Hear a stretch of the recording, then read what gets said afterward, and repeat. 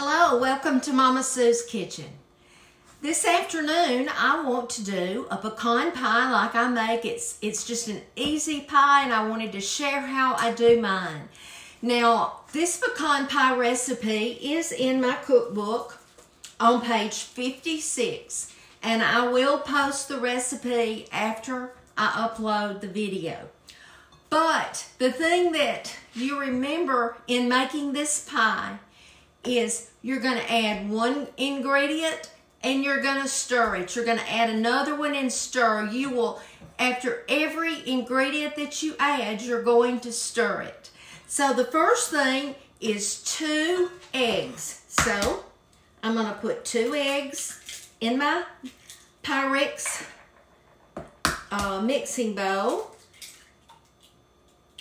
All right. Then I'm going to just mix those up.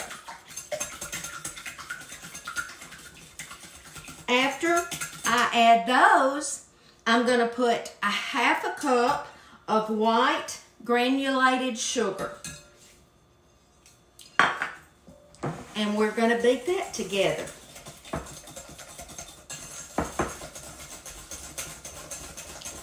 The next thing that we're going to do is add, I'm sorry, I thought I had my measuring spoons right here, but we're going to add 1 tablespoon of flour.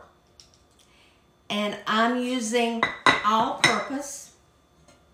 Don't think it matters because this is just to thicken it. But I'm stirring that together. The next ingredient is a 1/2 of a stick of butter melted, and I've done that. Mix that.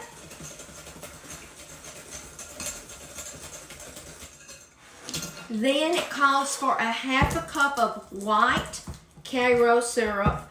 And I have the Walmart brand, but it's the white Karo corn syrup. I've got to get all of that out because that makes it good.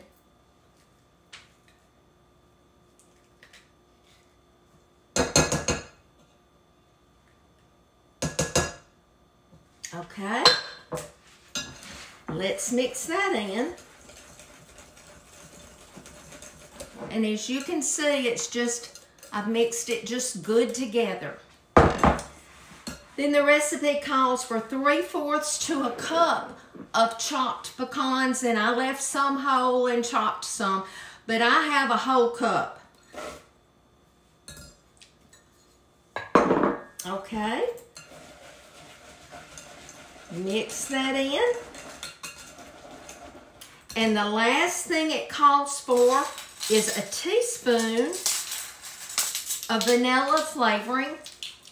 You know, my vanilla that I brought back from Mexico is just about gone, but I have some that I got from a friend that she had made, and I'll be using it. I think it's going to be good also.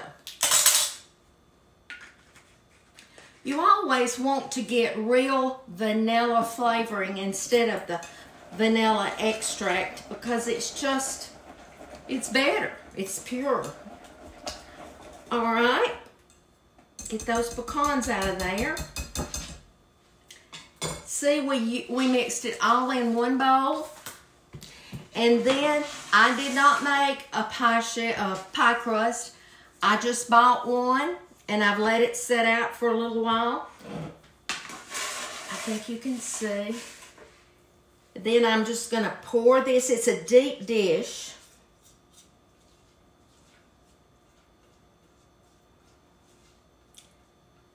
I'm going to pour it in here. And I put it on a cookie sheet because when you're putting it in, you know, there's a lot of liquid and I just wanted to do that. So my recipe says to bake it for 10 minutes on 450 degrees. Then you're going to turn it down to 350 and cook it 30 to 35 more minutes. But I've got it on 450, and in 10 minutes I'll reduce it. Let me go ahead and put that in.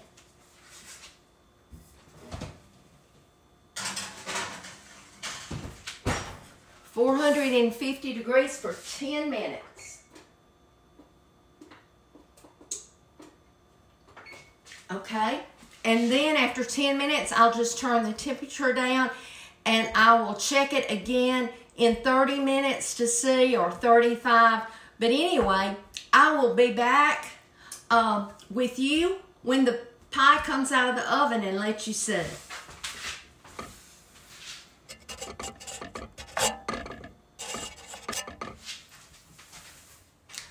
Okay, I'm about to take the pie out of the oven, and let's see what it looks like.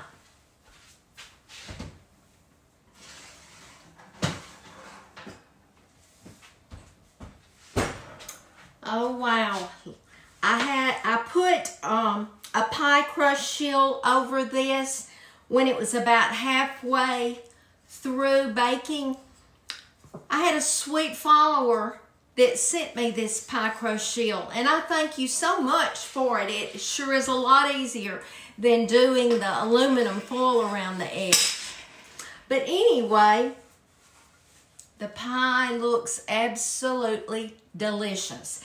And I'll tell you how long I did cook it. On the 450 degrees, I left it for 10 minutes. Then I turned it down to 350, and it says to bake it 30 to 40 minutes longer. Well, it really depends on your oven. And I checked mine after about 25 minutes, and it needed just a little bit more, but it was less than the 30 minutes. Now, we know a pecan pie needs to cool and set before you cut it and everything, but it is. You see how all the pecans came to the top? It's really a good pie.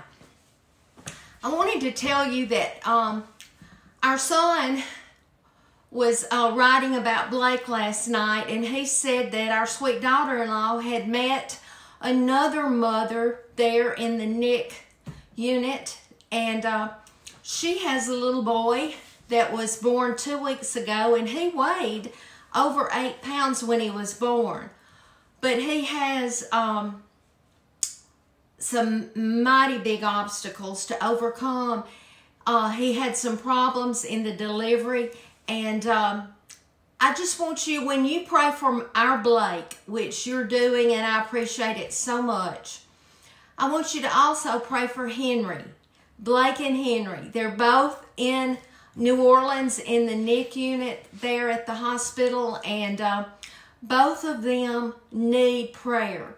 And I appreciate it so much, and I know that Henry's mother and daddy appreciate it too.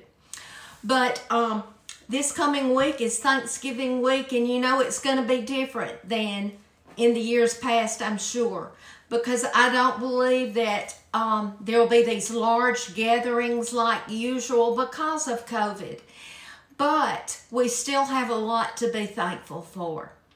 You know, our pastor this morning preached about how when we turn our back on God, you know, Peter, he really denied Jesus. But then he felt so bad after he did. If you will look, when the angel appeared to Mary after the resurrection, he said, "Go tell the other disciples and Peter." You know, Jesus wanted Peter to know. And then he used Peter. We think because we haven't been serving God or we've done bad things that God could never use us, but that's not true. Y'all be salt, be light. If you will read Matthew 5:13 through 16, you're going to see that that's what Jesus wants us to be. Anyway, I thank you so much for following me, and thank you for praying for Blake and Henry now, and I'll be back soon.